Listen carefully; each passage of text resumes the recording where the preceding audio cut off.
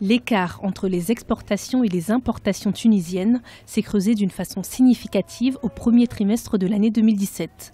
Le secteur a connu un déficit d'une valeur de 4 600,6 millions de dinars tunisiens au premier semestre de l'année 2017 contre une baisse de 3 641,4 millions de dinars tunisiens au cours de la même période en 2016. L'écart continue donc de se creuser pour atteindre maintenant 26,34%. La première chose à faire de la part du gouvernement est de mettre en place un budget de relance sérieux, crédible et finançable. Deuxième mesure, l'État ou l'administration ou le pouvoir exécutif doit proposer et mener à bien des mesures de création de richesse par les entreprises nationales. Il doit joindre le geste à la parole.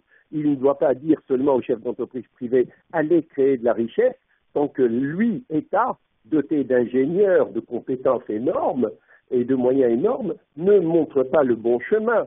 Les exportations industrielles ont évolué de 10,7% jusqu'à fin mai 2017 par rapport à la même période de 2016. Les recettes générées sont estimées à 14 502,6 millions de dinars tunisiens contre 13 105,9 millions de dinars tunisiens l'année précédente. Du côté des importations, la hausse est de 14,1%. L'aggravation en continu du déficit commercial de la Tunisie s'explique essentiellement par la courbe ascendante des importations, soit 20,3% de croissance. Sur la liste des pays dont les échanges commerciaux enregistrent une baisse notable figure la Chine avec 942,4 millions de dinars, suivie de la Turquie avec 478,1 millions de dinars, puis l'Italie avec 462,4 millions de dinars et la Russie avec 406,1 millions de dinars.